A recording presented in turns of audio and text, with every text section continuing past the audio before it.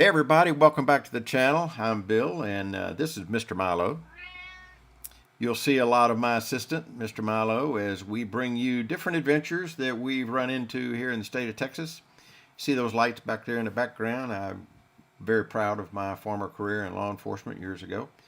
But we'll have some law enforcement stories. We have some politics stories. We have everything that we can bring to you from the great state of Texas. And this one, I want to tell you a little bit about a guy that I met several years ago, actually way back when, back in the year 2000, that has come back onto the scene pretty much here in the last few years. Of course, he's been around. You know who I'm talking about. You'll know the name. Very big, very popular now. Lots and lots of money, and that's Mark Cuban. As I said, I met Mark Cuban back at the on the floor of a Dallas Maverick game. We had a meeting. We actually shot a little video. I had a little production company back then, and we were doing a show. And he was very gracious enough to do a little liner for us, and got him on the court there at the Maverick game. Must have been at Reunion Arena when he first bought the Mavericks. I think it was Reunion Arena back then. But anyway, nice guy, and man, did his. He was very accessible back then. We were able to contact him and set that up, but I don't think you could do that anymore. I really don't think so. He's you know where he's gone off to from now. But let me tell you a little bit about what I did research on Mark. Um, First of all, he's currently here in 2024. He's 50. He's 66 years old, actually, and he was born in 1958. I didn't know he was Jewish. I did not know that. One of his first businesses that he had was a he sold garbage bags, is what I heard, because he wanted to buy an expensive pair of tennis shoes. And he also sold stamps and coins, and he ran newspapers from Cleveland to Pittsburgh. He attended uh, Indiana University, which I think we a lot of us have heard that story. He's a huge basketball fan of Indiana University, and he graduated from the Kelley School of Business. Got a bachelor's degree in management. He moved to Texas in the early 80s. I believe it was 1982, where he was a bartender. He did several things. He was a salesperson for a business software company. I'm assuming that's where the computer background began. Um, his One of his first businesses he co-founded was a company called Micro Solutions, which was a systems integrator, and it was a software retailer. And one of his largest clients that he had back then was called Perot Systems. And here in Dallas, that's a big name. That's Ross Perot's company. And so if you were doing business with Perot Systems, you were doing pretty good. His company actually grew. Figures that I saw were more than $30 million in revenue, and got to the point where it was doing so well he decided to sell it in 1990 to a company, to a name that we're familiar with, called CompuServe. Um, I heard he sold it for $6 million, and he was able to net about $2 million for himself. And it was then where a few years after that he partnered with a gentleman that stayed with him for a long time named Todd Wagner. And in 1995, they joined a company called AudioNet, which was the beginning of the webcasting interest, and kind of, as we can say now, more or less changed the world when it came to streaming. You can say a lot, anything you want about Mark Cuban, but he was more or less the innovator of streaming, the way I see it. Um, he supposedly he achieved this with his first prototype with a single server and an ISDN line. That's all he had basically in his computer. And the whole goal was for him to be able to listen to his favorite team, the Indiana Hoosiers. Um, AudioNet grew, and in 1998, the name became Broadcast.com. And that's a name that we remember very well, because that was the company that by 1999, just a few years later, grew to be a big company. In fact, I show here they had 330 employees. They had about $13.5 million in revenue for a single quarter, and streaming was launched. So once again in 1999, when he actually did this and perfected this system of streaming, the first program supposedly that was ever launched for streaming was a Victoria's Secret fashion show that Mark's company did, and the .com boom was in full bloom at that time. IPOs were going around, going crazy. All kind of different things happened, and this is where I say Mark won the IPO lottery. Uh, it was in 1999 that Broadcast.com, his company, was acquired by Yahoo for a whopping 5.7 billion. That's with a B dollars in the Yahoo stock. In fact, later that year, it was placed into the Guinness Book of Records that credits Cuban with the largest single e-commerce transaction ever. So, shortly after that, things were going great for Mark. Here's a picture of his Gulfstream jet that he bought. Supposedly, I heard he bought it over the internet for $40 million. I'm not sure if that's true, but that's what I see here.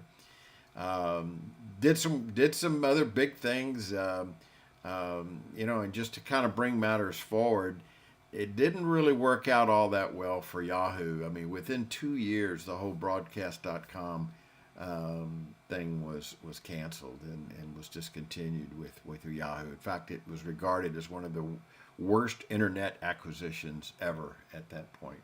But Mark was very smart, and he was very fortunate to sell his stock before the .com bubble kind of blew up, and we all saw that in the early 2000s. And so where did he go from here? He went into the motion picture industry. He, along with his business partner Todd Wagner, they launched into the feature film business, which included the purchase of Landmark Theaters, which led to their creation of Magnolia Productions. And they were well on their way to be doing some great things. That led to the innovation and their involvement with HDTV, and they actually formed a company called HDNet, and it was one of the first high definition satellite television networks ever created. And then, as we all know, 2011 rolls around, and he met up with the Shark Tank folks, and he was featured in more than 300 episodes. It led to many of his investments, supposedly 80 plus major investments that got him into involvement in their firms. And it netted him more than $12 million just alone in those firms. And I'm sure that number is continuing to go up. And like I said, back when I first met him, it was the year 2000, and that was right when he acquired the NBA team, the Dallas Mavericks. And he was, my gosh, he was a very, very popular owner down here. And when you live in Dallas, Texas, most people, at least in 2024, are not big fans of the Dallas Cowboy ownership with Jerry Jones, what he has done and what he hasn't done. And Mark Cuban was the opposite. Mark did what he said he was going to do. He did go all in. He did put the money in. He did get the right players. And of course, the rest is history. We did win a national championship. I think now it seems to me, and don't have any real proof of this other than what I've read, that Mark had a desire to get into politics, and I don't think he really was 100% sure how he was going to do it. He did endorse Hillary Clinton in 2016. He supposedly endorsed Joe Biden in 2020. And then, of course, as we all know, he endorsed Kamala Harris in 2024. So he definitely had a desire to go into politics. But Mark had an interesting thing about him that I don't want to say at that point he was more or less controversial, but he was very serious about what he was getting into. Anybody that saw him as the owner of the Dallas Mavericks saw that when he said he was all in, he was all in. He'd be down on the bench. He liked to sit right with the players. He'd jump out on the court and argue with the refs. Sometimes it got pretty much out of control. He actually was fined almost $2 million over 13 incidents. And he turned that into a positive. In most of those, he came out and said he'll match those dollar to dollar and give that money to charity. So he was a very popular, and is still a very popular individual here in the Dallas area. But not sure where this is all going to go with politics for Mark. In my personal opinion, I feel that he might have thought that he should go on the other side with the Trump team, but he saw Elon already over there and decided, well, there's not really a billionaire on the Democratic side. I'm going to go this route. And, I don't know how that happened for him. I mean, he had a very controversial quote that he made here not too long ago about Trump never surrounded him. You never saw him with successful women. That didn't go over too well in the media.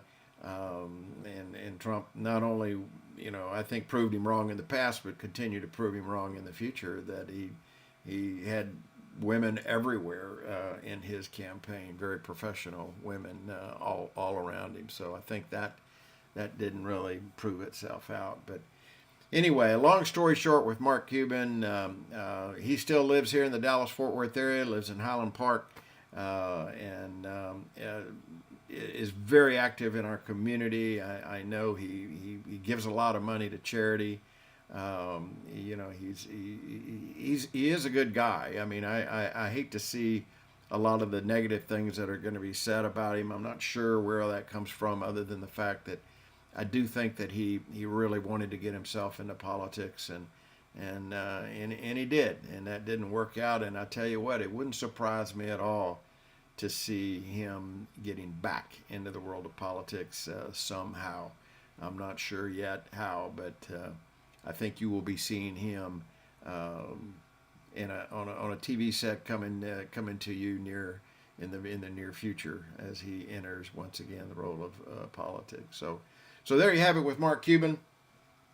As I said, on this channel we host all kind of different things. We're going to be talking about all kind of different things. You're going to see my assistant right here, Mr. Milo, a lot. A lot of times he'll walk right up here and start pounding on my keyboard, or wanting to give me a hug, or maybe go to sleep on my shoulder, or sometimes he'll perch right here back on the chair behind me on my headset here, headrest, and actually go to sleep. So if you like what you see, make sure you hit that subscribe button. We're going to come out with some great stuff that you're going to see. We've got a lot of adventures. You'll see me introducing them here, but then you'll see us out in the field and coming back and talk to you about them. So until next time, have a great day.